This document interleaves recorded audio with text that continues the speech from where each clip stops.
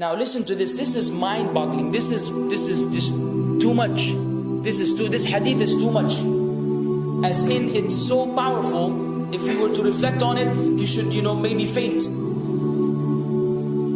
When Allah loves a slave, He calls on Jibreel. Who's Jibreel? You know who Jibreel is? The greatest of the malaika, as far as Ahl Sunnah wal Jama'ah. The one whom when the Prophet ﷺ saw, he fainted alayhi salatu wasalam, because of his wings had covered the horizon. Jibreel, the angel who's responsible for the most virtuous thing, which is conveying the revelation from Allah to the messengers of Allah. Jibreel, and what do you know about Jibreel? Allah said, whoever is adu, whoever is an enemy to Jibreel, then Allah is the enemy to the disbelievers. Allah defended Jibreel in the Quran. Jibreel, the one who took the Prophet ﷺ in Al-Isra al-Mi'raj, in the ascension to the heavens. Jibreel, the malak, which we don't know what to say about, because of his honor and his virtue in the sight of Allah. Allah will call on him to share with him the love which He has for you. Allah doesn't need to do this. He could not do this, but Allah likes to do this, so He does it. He says, I love Fulan. Now I want you to think that Fulan is you. Whatever your name is, Ahmad, Mayroob, whatever your name is. Imagine Allah above the heavens, above the throne, in His greatness and His majesty, which is beyond our human comprehension, calls out to Jibreel to inform him that He loves you. And then only that, فَأَحِبَّهُ, then He commands Jibreel to love you also. So Jibreel now loves you. Allah and Jibreel love you. But it doesn't end there. Jibreel then will call upon the inhabitants of the sama. Who are they? All the malaika. How many? We can't even count. Trillions and trillions of malaika which Allah created beyond our, again, human comprehension. All of them are commanded simultaneously to love you. First Jibreel says, Allah loves Fulan, so now you have to love him. Then all of the angels in the heavens love you. Then Allah will place acceptance for you on earth. So people will love you. Not everyone. You may be saying, why do I have enemies?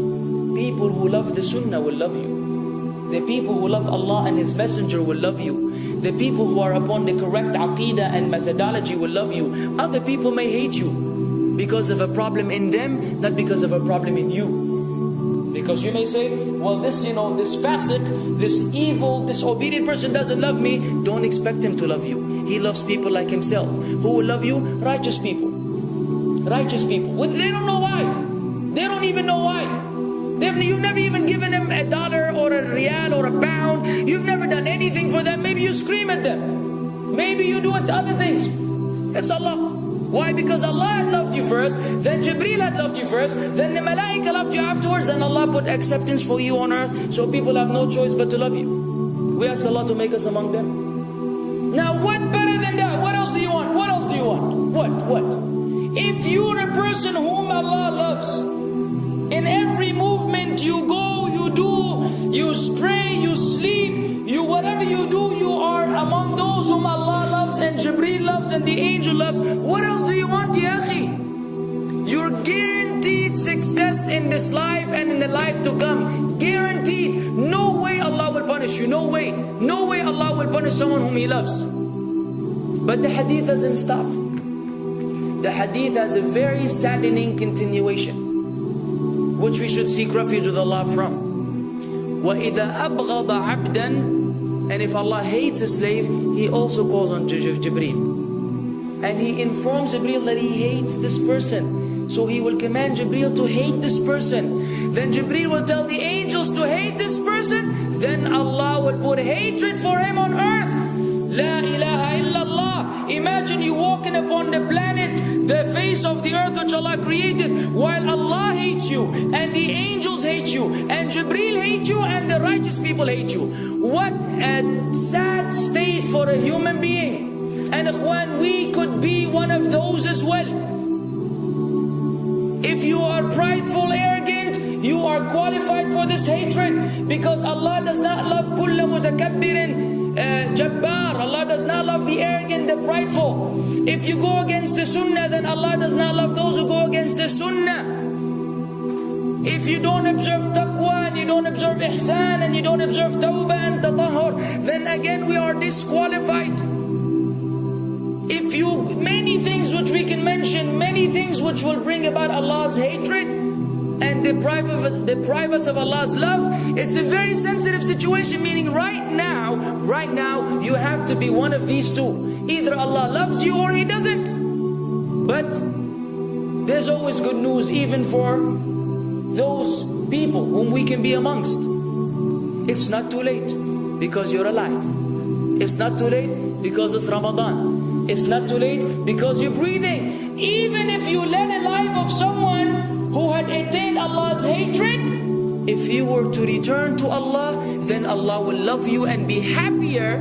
He will be so happy with your tawbah than a man who lost his mount in the desert. Upon it was his food and his drink, and then he waited under a tree for death, and all of a sudden he opened his eyes and he sees his camel or his horse or whatever that was right in front of him, and he gets so happy. He said, Allahumma anta abdi wa ana rabbuka. Oh Allah, you are my slave and I am your Lord. Kufr. He said a statement of kufr, but the Prophet ﷺ said, أَخْطَأَ مِنْ شِدَّةِ الْفَرَحِ. He made a mistake because he's so happy.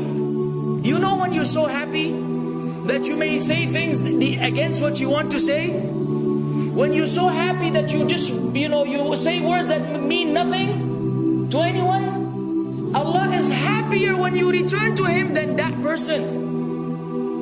What else do we want? For how long are we going to stay away from Allah? For how long are we going to lead the life of the heedless? For how long are we going to go against the sunnah? What are you waiting for? Death? Death. حتى إذا جاء أحدهم الموت قال رب ارجعون لعلي أعمل صالحا فيما تركت كلا. Until when death comes to one of them, you say, oh Allah, allow me to return so that I may do good in that which I left behind. And it will be said to him, no, it's only a word. إِنَّهَا كَلِمَةٌ هُوَ قَائِلُهَا. It's nothing but a wish and a word he will have. It will not be fulfilled. Let us not wait for death, ya akhwan. If each one of us here, by Allah, if each one of us here acted upon the sunnah, lived according to the sunnah, and invited people to the sunnah, and enjoyed what is good, and forbade what is evil, wallah, we will make a major change in the city in which we live.